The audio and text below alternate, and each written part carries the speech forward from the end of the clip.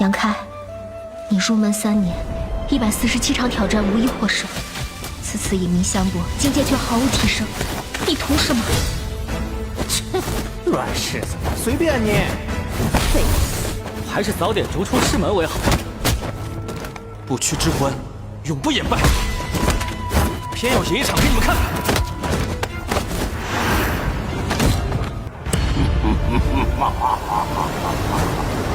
好一个不屈之魂！这躯壳我就先收下了。Hai, selamat datang kembali di channel Min-er Donghua. Kali ini kita akan melanjutkan cerita Donghua, Martial Peak. Nggak pakai lama lagi, langsung aja kita ke ceritanya. Cekidot. Yangke dan Lirong buru-buru mengikutinya. Di rumah pohon yang berdiri di atas awan, Yangke bertemu dengan Tuan Agung terakhir kali dia melihat rumah pohon ini. Tuan Agung menyeringai, menyambut kedatangan Yangke dan memberi isyarat padanya untuk duduk dan berbicara. Di depan meja kecil, Yangke dan Tuan Agung duduk berhadapan. Di belakang yang satu berdiri Caide, dan di belakang yang lain berdiri Lirong. Apakah Anda membawa perlengkapan pelatihan untuk klan Ibis Monster selama perjalanan ini? Tuan Agung bertanya dengan senyuman di wajahnya. Anda hampir selesai menambang semua urat mineral kristal, jadi Anda tidak membutuhkannya untuk saat ini, kan? Yangke memutar matanya. Bagaimanapun klan Monster telah menambang urat mineral tanah suci selama 2 atau 3 tahun, dan hal ini membuat Yangke sangat marah. Merasa seperti dia menembak kakinya sendiri. Hanya karena kami tidak membutuhkannya sekarang, bukan berarti kami tidak akan membutuhkannya di masa depan. Semakin banyak batu kristal yang Anda miliki, semakin baik. Kami, klan Monster, tidak memiliki urat mineral di sini, jadi kami tidak bisa dibandingkan dengan Anda. Tuan Agung menggelengkan kepalanya perlahan. Lagi pula, saya hanya mendengarkan. Dikatakan bahwa tanah suci Anda telah menghasilkan banyak uang akhir-akhir ini. Dan ada begitu banyak kristal yang tidak bisa Anda gunakan semuanya. Tuan Agung melanjutkan. Anda harus bertanya tentang itu. Yangke terdiam. Itu adalah pil yang saya saring. Lupakan saja. Lain kali saya akan membawakan Anda beberapa batu kristal dan ramuan. Kata Yangke sambil tersenyum pahit. Saya akan menantikan kabar baik. Mata Tuan Agung berbinar dan dia merasa Yangke cukup cepat untuk berbicara dengan orang lain dan tidak ada kerumitan. Tuan Agung, Anda meminta saya datang untuk menemui Anda secara khusus kali ini. Ada apa? Yangke tampak serius dan bertanya dengan suara yang dalam. Memang ada sesuatu yang salah. Ekspresi Tuan Agung juga menjadi serius. Dia merenung sejenak seolah sedang memikirkan bagaimana menjelaskannya.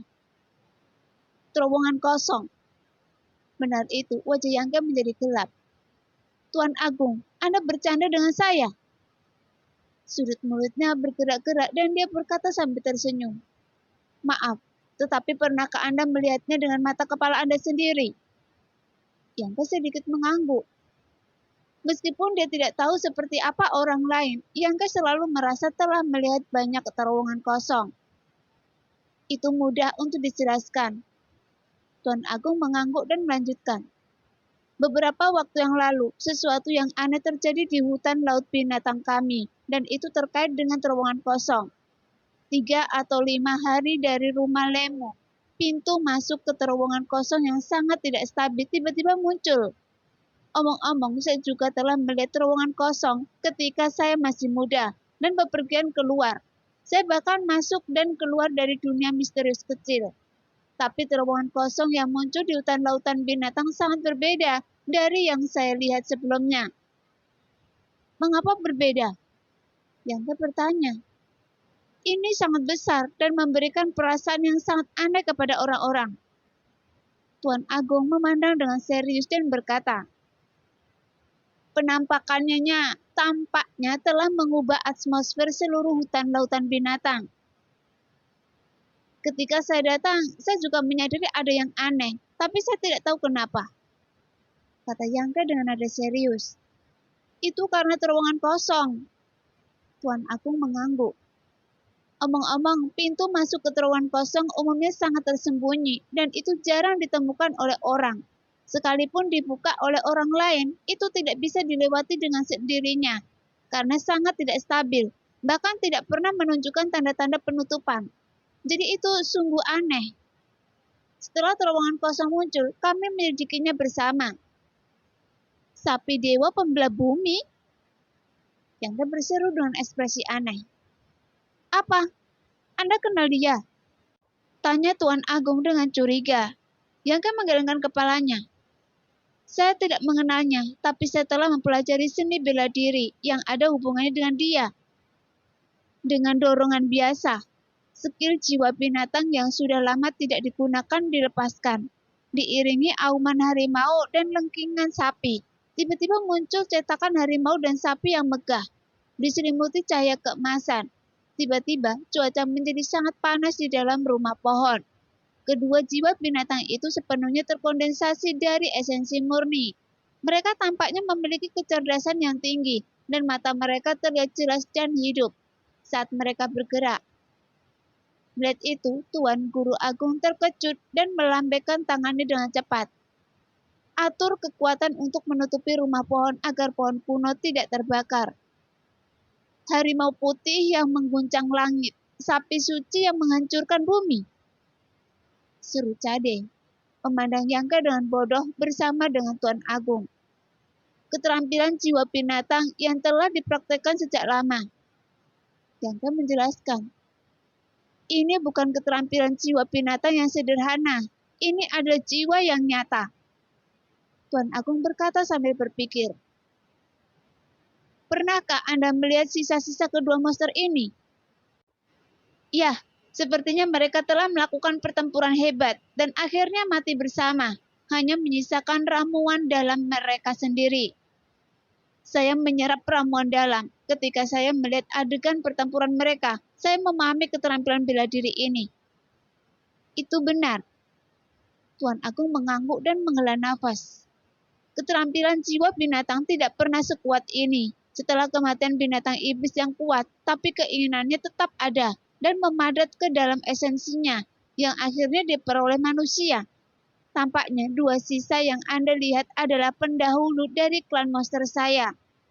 Sayang sekali, harimau putih langit yang mengguncang dewa banteng pembelah bumi memiliki darah yang sangat mulia klan monster dan setara dengan saya.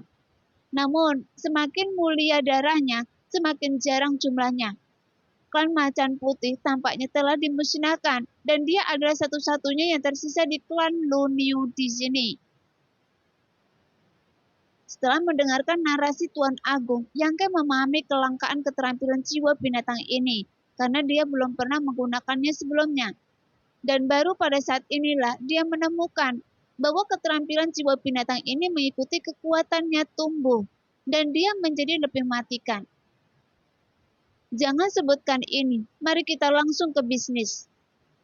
Tuan Agung merasa sedih untuk beberapa saat, lalu menegakkan wajahnya dan berkata, keanehan yang muncul di koridor kosong itu, saya dan anak buah Loniu tidak mengetahuinya, jadi kami masuk untuk menyelidiki. Saya mencari untuk melihat apakah ada manfaatnya, tetapi tiba-tiba saya kehilangan banyak dari mereka. Pada akhirnya, Luniu dan saya terkejut dan bergabung untuk masuk ke dalam. Tetapi meskipun saya bergabung, kami tidak dapat memecahkan misteri di sana. Kesulitannya besar. Yangke tercengang. Besarnya tak terbayangkan dan kami juga menemukan tulisan yang sangat kuno di sana. Tahukah Anda, klan monster kami tidak memiliki yang namanya tulisan. Apakah itu dari ras manusia? Itu tulisan ajaib. Yangke mengangkat alisnya, dan Lirong yang berdiri di belakangnya mau tidak mau menunjukkan ketertarikan. Loniu dan saya tidak bisa mengenali satu sama lain, dan kami tidak berani bertindak gegabah lagi. Sekarang dia berjaga di sana, dan saya akan membawa bala bantuan. Apakah Anda menemukan saya karena alasan ini? Yangke tersenyum tipis. Seharusnya orang yang Anda cari bukan saya, tapi Lirong kan? Anda sangat pintar, nak. Bahkan Lonio dan saya harus berjalan ke atas es tipis karena kekuatan Anda di sana. Bagaimana kekuatan kecil dan kultivasi Anda bisa membantu? Dan wanita di belakang Anda lah yang merupakan kunci untuk memecahkan teka-teki tersebut. Saat dia berbicara, dia menatap ke arah Lirong dengan mata menyala-nyala. Alis Lirong menyatu dan dia bertanya dengan suara rendah. Teks ajaib macam apa itu? Seperti ini. Seperti yang dikatakan Tuan Agung, dia memusatkan kekuatannya pada ujung jarinya dan mulai menggambar di atas meja di depannya. Setelah beberapa saat, beberapa kata rumit muncul di atas meja, bersinar dengan cahaya terang. Yangke melihatnya dan menemukan bahwa kata-kata ini seperti berudu, dengan tikungan dan belokan, dan tidak memiliki kesamaan dengan kata-kata yang dia tahu. Jadi dia tidak bisa menahan pandangannya pada Lirong. Lirong menatap dengan cermat, dengan ekspresi serius dan mengangguk. Itu memang tes ajaib, dan itu adalah tes ajaib yang sangat kuno. Apa maksudnya ini? Melihat bahwa dia sepertinya mengenalinya, Tuan Agung tidak bisa menahan diri untuk tidak terlihat bahagia, dan bertanya dengan cepat. Seperti tanda yang dipasang di depan area terlarang masing-masing sekte, itu artinya peringatan. Siapapun yang masuk tanpa izin akan mati. Tuan Agung mengangguk ringan dan merasa bahwa penjelasan ini masuk akal. Karena ini ada teks sihir yang sangat kuno, itu seharusnya menjadi tempat di mana klan iblis dulu berada. Bagaimana itu bisa muncul di alam monster? Yang bertanya kening, tidak begitu mengerti. Tuan Agung tersenyum dan berkata, saat itu wilayah iblis lebih dari sekedar beberapa wilayah. Wilayah iblis saat ini dan wilayah manusia Anda, wilayah yang luas adalah milik klan iblis sejak lama. Itu hanya setelah jatuhnya dewa iblis besar dari klan iblis secara bertahap. Mereka terpaksa menyerahkan banyak wilayah dan mundur ke wilayah iblis saat ini. Tempat ini mungkin juga merupakan wilayah klan iblis di masa lalu. Itu saja. Dan dia merasa lega. Meskipun saya tidak tahu cabang klan iblis mana yang memiliki reruntuhan di terowongan kosong, yang pasti cabang itu pasti sangat kuat. Orang yang mengukir kata ini juga merupakan master tertinggi di dunia. Baik Lonio dan saya telah belajar dari sini. Saya merasakan niat membunuh dalam kata ini, dan niat membunuh yang berlangsung selama bertahun-tahun yang tak terhitung jumlahnya. Yang sedikit mengubah warnanya. Jika sangat berbahaya, lalu mengapa Anda ingin masuk? Jika tempat aneh seperti itu muncul di tanah suci 9 surga, maukah Anda masuk dan mencari tahu apa yang terjadi? Kata Tuan Agung bertanya tanpa menjawab. Yangka berpikir sejenak, mengangguk dan berkata, ya, bukan hanya untuk mendalami misteri dalamnya, tapi setidaknya untuk memastikan bahwa tempat tersebut tidak membahayakan para murid. Itu benar. Alam monster pada awalnya tidak terlalu besar, dan terowongan kosong muncul di simpangan wilayah Lonio dan saya. Jika sesuatu yang tidak terduga terjadi karena ini, kita harus meninggalkan hutan lautan binatang dan mundur ke tempat lain, sehingga ruang hidup bahkan lebih kecil. Tuan Agung menjelaskan sejenak, memandang Lirong dan berkata, jadi kali ini saya ingin meminta Nona Lirong pergi ke sana bersama saya untuk mencari tahu apa yang sedang terjadi. Jadi bagaimana menurut Anda? Anda harus bertanya kepada tuan saya tentang hal ini. Lirong merujutkan bibirnya dan tersenyum. Saya tidak bisa memberikan jawabannya. Mendengar itu, Tuan Agung segera mengalihkan perhatiannya ke Yangke. Yangke terkekeh. Tempat itu bahkan sulit bagi kalian berdua raja besar klan monster. Jadi itu pasti bukan tempat yang bagus. Kekuatan anak ini sangat rendah dan saya khawatir saya akan mati jika saya masuk. Tuan Agung tidak bisa menahan diri untuk tidak memutar matanya. Saya tidak mengizinkan Anda masuk. Saya hanya membiarkan wanita di belakang Anda masuk. Dan Anda bisa tinggal di rumah Lemu dan para putra klan monster saya akan menghibur Anda. Jika Anda merasa bosan, Anda dapat kembali ke tanah suci 9 surga sekarang, dan tidak ada yang akan menghentikan Anda. Bagaimana mungkin? Yangke tersenyum. Lirong keluar bersama saya, jadi tentu saja dia akan kembali bersama saya. Anda, Tuan Agung tidak punya pilihan selain menarik nafas dalam-dalam dan berkata, katakan pada saya, syarat apa yang Anda inginkan sebelum Anda setuju? Memang benar Anda tidak bisa membiarkan elang itu pergi sebelum Anda melihat kelinci. Yangke menggelengkan kepalanya. Anda, klan monster, berada di daerah terpencil dan terpencil. Selain beberapa ramuan dan ramuan spiritual, tidak ada yang baik sama sekali. Dan Anda tidak jarang mendapatkan ramuan dan ramuan spiritual sekarang. Yangke tampak seperti hanya duduk di sana, menaikkan harga demi keuntungan, yang membuat Tuan Agung merasa tidak berdaya. Tepat ketika dia khawatir tentang tuntunan berlebihan yang akan dibuat oleh Yangke. Dia melihatnya menegakkan wajahnya, menoleh ke arah Lirong dan bertanya, apa yang Anda inginkan untuk masuk? Lirong mengatupkan bibirnya dan berkata dengan lembut, semuanya tunduk pada pengaturan Tuan. Yangke menatapnya dalam-dalam dan sedikit mengangguk. Kalau begitu, masuklah. Dia tahu bahwa Lirong sangat prihatin dengan karakter iblis kuno itu dan ingin masuk. Jadi tentu saja dia tidak akan menghentikannya. Apa syaratnya? Tanya Tuan Agung dengan cemas. Apakah Anda percaya pada saya jika saya mengatakan tidak ada syaratnya? Tuan Agung menggelengkan kepalanya. Baiklah kalau begitu. Yangke merutkan kening dan merenung sejenak, lalu tiba-tiba alisnya bersinar karena kegembiraan. Melihat ke arah Cade yang tidak tersenyum berdiri di belakang Tuan Agung dan berkata, biarkan dia tersenyum untuk saya. Cade tertegun sejenak dan kemudian rasa dingin keluar dari matanya yang indah. Seolah-olah dia ingin memotong Yangke menjadi beberapa bagian dengan 1000 pisau. Jadi matanya sangat tajam. Anda? Tuan Agung tidak bisa berkata-kata dan tidak tahu harus berbuat apa. Hanya bercanda, Nona Cade, jangan menganggapnya serius. Setelah mengatakan itu, Yangke berdiri. Karena Anda ingin pergi, cepatlah dan lihat situasi di dalam dan selesaikan secepat mungkin.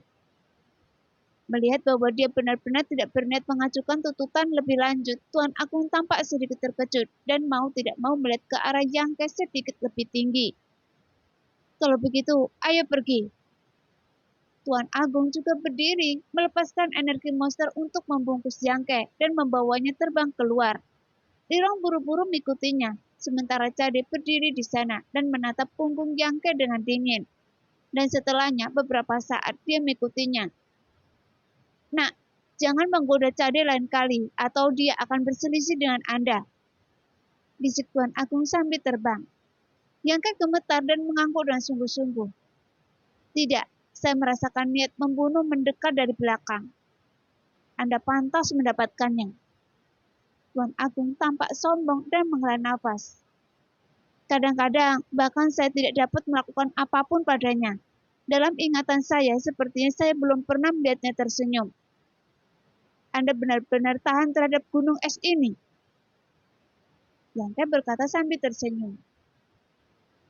Anda sangat pandai mengendalikan bawahan Anda. Saat Tuan Agung berbicara, dia melirik ke arah Lirong yang mengikutinya, baik sengaja maupun tidak. Bagaimanapun, Lirong adalah orang kuat yang telah mencapai alam suci tingkat kedua. Tapi dia mematuhi nasihat seorang anak laki-laki yang baru mencapai alam transenden tingkat ketiga. Jadi setiap kali Tuan Agung memikirkannya, dia merasa sedikit tidak realistis. Apakah Anda tahu, saya menaklukkan mereka dengan karisma saya? Yangke merutkan bibirnya. Pernyataan yang tidak tahu malu. Tuan Agung tertawa. Setelah lebih banyak berhubungan dengan Yangke, Tuan Agung menemukan bahwa anak laki-laki ini memiliki kepribadian yang sangat berlawanan dengan Tuan Suci yang lama. Meskipun dia tampak tidak dapat diandalkan, bergaul dengannya membuat Tuan Agung merasa jauh lebih mudah. Pada saat ini, waktu berlalu dengan lambat dan Yangke membiarkan Guru Agung terbang maju bersamanya dan tidak repot-repot menggunakan kekuatannya sendiri. Namun saat mereka semakin dekat dengan tujuan, aura Ana yang mengalir di udara menjadi semakin terlihat jelas. dan itu adalah nafas dari kekuatan kehampaan. Tampaknya, seluruh hutan laut binatang agak terpengaruh, dan Yangke hampir tidak dapat membayangkan seberapa besar terowongan kosong ini yang akan menyebabkan perubahan pada area seluas itu. Tidak ada kata-kata lagi. 2 atau 3 hari kemudian, retakan kecil dan panjang muncul di bidang penglihatan Yangke. Ketika dia melihat retakan ini, ekspresi Yangke tiba-tiba berubah dan dia berteriak. Bukankah itu pintu masuk ke terowongan kosong? Ya, itu pintu masuknya. Jawab Tuan Agung dengan serius. Sangat besar, seru Yangke. Melihat dari sini, meskipun panjang spesifiknya tidak dapat dilihat, Yangke memperkirakan bahwa retakan sempit itu setidaknya memiliki panjang 100 kaki, yang seolah-olah ada retakan yang terkoyak di langit, sehingga terlihat sangat menakutkan.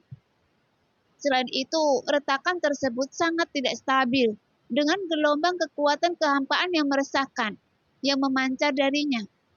Retakan tersebut terbuka dan tertutup, seolah-olah bisa runtuh kapan saja. Di sana, hampir 10 mil jauhnya dari terowongan kosong, ada beberapa monster kuat berkumpul. Kemudian Tuan Agung membawa Yangke dan langsung terbang ke sana. Merasakan aura Tuan Agung, seorang pria jangkung yang menuju ke sana terkejut dan menoleh untuk melihat ke atas. Setelah beberapa saat, dia berteriak dengan keras. Naga petir, kenapa Anda datang begitu lambat? Kata Lonio. Mendengar itu, Tuan Agung tersenyum tipis. Dibutuhkan waktu untuk menemukan seseorang. Itu hanya berlangsung 7 atau 8 hari. Mengapa Anda terburu-buru? Saat berbicara, sekelompok 4 orang telah mendarat. Yangke memandang pria yang berteriak itu, dan hatinya sedikit gemetar, mengetahui bahwa ini adalah master hebat lainnya dari klan monster, yang merupakan sapi dewa yang membelah bumi. Seperti kebanyakan monster kuat, meskipun dia bertransformasi, dia masih mempertahankan beberapa karakteristik monster tersebut. Ada 2 tanduk merah tua di dahinya yang memancarkan fluktuasi energi yang kuat. Yangke yakin bahwa kekuatan kedua tanduk itu setara dengan harta rahasia. Namun sapi suci pemecah bumi berpakaian jauh lebih kasar daripada naga guntur api merah. Ia memiliki beberapa potong pakaian kulit binatang yang diikat secara acak di tubuhnya. Bulu kaki hitam tebal bergoyang tertiup angin. Apakah ini bala bantuan yang Anda temukan? Mata Lonio melebar. Dia memandang Yangke dan kemudian ke Lirong dan mengangguk ringan. Wanita ini cukup bagus, tapi apa yang dilakukan pria ini? Menunjuk Yangke dengan jari yang tebal, dia berkata dengan ekspresi bingung di wajahnya. Anda belum mencapai alam suci. Mengapa Anda di sini? Apakah Anda ingin mati? Dia tampak sangat meremehkan Yangke, seolah dia bisa membunuh Yangke dengan satu tamparan. Mendengar itu, ekspresi Lirong tiba-tiba berubah dingin. Matanya yang indah bersinar dengan cahaya dingin, dan dia menatap sapi suci yang menghancurkan bumi. Jelas, Lirong tidak akan membiarkan siapapun yang berani mengatakan kata-kata seperti itu kepada Yangke. Jika bukan karena naga guntur api merah ada di sini, ada kemungkinan Lirong akan bertarung dengannya. Namun Yangke tersenyum dengan tenang dan ekspresinya tidak berubah. Tapi Tuan tidak berniat merapikan segalanya. Dia hanya tersenyum dan berkata, memang benar, dia belum mencapai alam suci. Tetapi jika Anda memperhatikan lebih dekat, Anda mungkin dapat menemukan sesuatu yang menarik. Sesuatu yang menarik. Banteng suci pemecah bumi mengerutkan kening, menyentuh dagunya, dan mulai mengelilingi Yangke tanpa basa-basi. Mata banteng itu melihat ke atas dan ke bawah, dan pikiran spiritualnya mulai beredar pada Yangke. Tiba-tiba ekspresinya berubah, dan dia mundur beberapa langkah. Matanya dipenuhi keterkejutan, seolah-olah dia tidak percaya. Apakah Anda melihatnya? Tuan Agung terkekeh. Siapa dia? Bagaimana dia bisa memiliki energi monster yang begitu murni? Tanya banteng ilahi pembelah bumi dengan suara rendah, karena meskipun aura monster Yangke terlihat samar, bahkan hampir tidak terlihat, tapi itu cukup murni, lebih murni dari aura monster pada dirinya dan naga guntur api merah. Karena Yangke memiliki energi monster yang murni yang menunjukkan bahwa Yangke memiliki garis keturunan bangsawan dan hampir merupakan garis keturunan teratas. Tapi Yangke jelas-jelas adalah manusia yang membuat banteng ilahi pembelah bumi bingung. Saya juga tidak yakin. Tuan Agung mengangkat bahu. Mungkin itu ada hubungannya dengan keterampilan jiwa binatang yang dia kembangkan. Bagaimanapun, Tuan Agung tidak pernah mengerti mengapa Yangke memiliki aura monster sebelumnya. Baru setelah dia melihat keterampilan jiwa binatang beberapa hari yang lalu, dia menemukan penjelasan yang masuk akal. Tapi, apakah ini alasannya atau bukan? Sulit untuk mengatakan, apakah ini adalah alasan yang sebenarnya. Teknik jiwa binatang buas. Teknik jiwa binatang buas macam apa? Liu Niu membelalakkan matanya dan bertanya. Liu Niu tahu cara menggunakannya.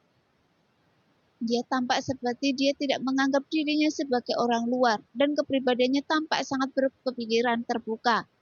Yangke tersenyum sedikit tetapi tanpa menolak dia dengan santai mengeluarkan segel macan putih dan segel banteng suci.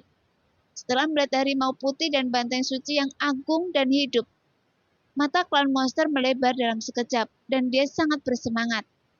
Sekarang, dia ada satu-satunya yang tersisa dalam sisilah banteng suci.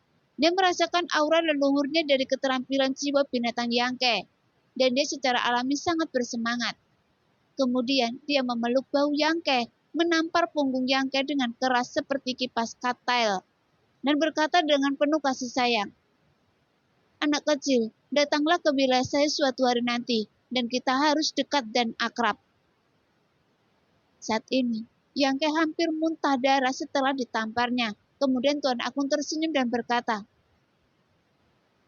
"Keterampilan jiwa binatangnya memang menyembunyikan keinginan leluhur klan Anda. Jika Anda mengamati dengan cermat dan berspekulasi, itu mungkin sangat bermanfaat bagi Anda. Namun, anak ini sedikit seperti tentara bayaran. Jadi, sapi tua, bersiaplah untuk disembelih olehnya."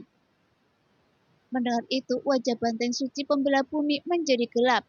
Dia menggumamkan beberapa kata, lalu melepaskan Yangke. Namun setelah mendengar apa yang dikatakan Tuan Agung, Yangke akhirnya mengerti mengapa pihak lain tiba-tiba mengubah sikapnya dan ingin dekat dengannya. Ternyata dia ingin mengetahui konsepsi artistik yang terkandung dalam keterampilan jiwa binatangnya. Jelas, Tuan Agung mengatakannya dengan sengaja untuk mengingatkan Yangke dan tidak ingin dia dibiarkan dalam kegelapan. Oke, jangan bicara terlalu banyak. Anda harus tetap dekat dan berdiskusikannya di antara kalian sendiri setelah masalah ini selesai. Tuan Agung berkata dengan raut wajahnya. Niu tua, izinkan saya memperkenalkan Anda kepada orang ini dulu. Dia adalah orang yang saya ceritakan sebelumnya. Yangke, penguasa suci baru dari Tanah Suci 9 Surga. Oh, Anda adalah Tuan Suci yang baru. Mendengar ini, Liu Niu akhirnya memandang Yangke dengan ekspresi yang lebih serius. Wanita di sebelahnya adalah bawahannya, Li Rong. Kali ini kita harus mengandalkan kekuatannya untuk memecahkan misteri tempat ini. Liu Niu, jangan bertindak sembarangan lagi saat Anda masuk ke dalam nanti. Saya mengerti. Banteng suci pemecah bumi mengangguk dengan serius. Kemudian Tuan Agung memandang Yangke lagi dan berkata dengan ekspresi serius. Nah, izinkan saya bertanya lagi. Apakah Anda yakin ingin masuk ke sana? Daripada menunggu kami keluar? Anda harus memahami bahwa memang ada banyak bahaya di sana. Jika ada bahaya, Liu Niu dan saya mungkin tidak bisa menjaga Anda. Oleh karena itu, Anda hanya akan menyeret wanita di sebelah Anda dan mungkin kalian berdua akan menderita. Jangan khawatir, Tuan Agung. Saya akan menjaga diri saya sendiri. Jadi Anda tidak perlu terlalu khawatir, kata Yangke dengan tegas. Tuan Agung merutkan kening dan melihat Yangke bersikeras untuk masuk. Dia hanya menghela nafas dan berkata dengan keras tanpa bujukan lagi. Kalau begitu, ayo kita lakukan. Tanpa basa-basi lagi, dia dan Lunio memandang ke arah celah kehampaan 10 mil jauhnya tanpa berkedip. Sepertinya mencari peluang yang paling cocok. Bagaimanapun, retakan kosong sepanjang 100 kaki itu seperti mulut terbuka binatang buas. Sangat tidak stabil, dan fluktuasi energi yang memancar darinya juga sangat kacau. Jadi mereka tidak terburu-buru untuk masuk. Pada saat ini, pikiran spiritual Yangke juga diam-diam meluas ke sana, menjelajahi celah kehampaan.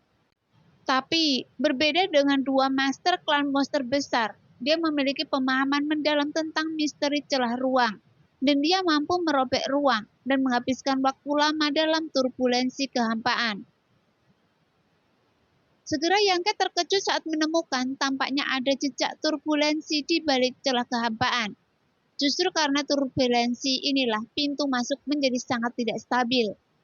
Saat gelombang pemikiran spiritual menutupi masa lalu, seperti tangan besar yang tak terlihat, menghaluskan fluktuasi yang bergejolak. Secara bertahap, retakan kehampaan yang tidak stabil menjadi stabil. Melihat itu, mata Tuan Agung bersinar dan tanpa ragu-ragu dia berteriak, "Ayo pergi!" Saat dia berbicara, sosoknya bergegas ke arah itu. Kemudian beberapa orang lainnya buru-buru mengikuti. Setelah beberapa nafas, sekelompok 6 orang semuanya masuk ke dalam celah kehampaan. Di antara 6 orang, kecuali Yangke, yang berada di alam transenden tingkat ketiga. 5 sisanya semuanya berada di tingkat suci. Kedua master klan monster masing-masing membawa orang kuat yang telah mencapai tingkat kesucian kedua. Ditambah Lirong. Tuan Agung secara alami diikuti oleh Cade, dan Lunio diikuti oleh pria klan monster yang kuat bernama Jinni. Dan Yangke memperkirakan bahwa tubuhnya adalah binatang emas yang memancarkan energi yang tidak bisa dihancurkan ke seluruh penjuru tubuhnya. Karena nafas kekuatan emas yang tajam. Formasinya kuat, yang juga menunjukkan bahwa kedua master hebat itu sangat mementingkan masalah ini. Setelah bergegas ke celah kehampaan, ada kegelapan di sekelilingnya. Selama penjelajahan dengan pikiran spiritual, semua orang merasa seolah-olah berada di rawa. Ada ilusi berlumpur di bawah kaki mereka yang menunda kemajuan mereka dan terus menarik mereka ke bawah. Fluktuasi energi yang kacau juga datang dari segala arah, menekan seperti gunung. Sesampainya di sini, setiap orang mengerahkan kekuatannya masing-masing untuk menahan tekanan dari luar. Namun, mata Yangke berbinar, dan dia berjalan-jalan tanpa terpengaruh sama sekali, karena dia menemukan bahwa situasi di sini persis sama dengan ruang berlebihan yang dia masuki. Setelah menggunakan metode merobek ruang, jadi dia menghabiskan banyak waktu di sini dan mengetahui lingkungan lebih baik dari siapapun. Lunio, apakah Anda ingat ke arah mana kita berjalan saat kita masuk terakhir kali? Berdiri di tempat yang sama, Tuan Agung tidak berani bertindak gegabah dan bertanya dengan suara yang dalam. Anda bertanya pada saya, bagaimana saya tahu? Di sini gelap dan tidak ada titik referensi. Saya adalah orang yang bodoh di jalanan dan sama sekali tidak ada yang bisa saya lakukan di sini. Teriak Lunio. Di mana Cade dan Jinni? Apakah Anda ingat? Tuan Agung bertanya pada dua orang lainnya. Namun keduanya menggelengkan kepala, yang menandakan bahwa mereka tidak dapat mengingat dengan jelas.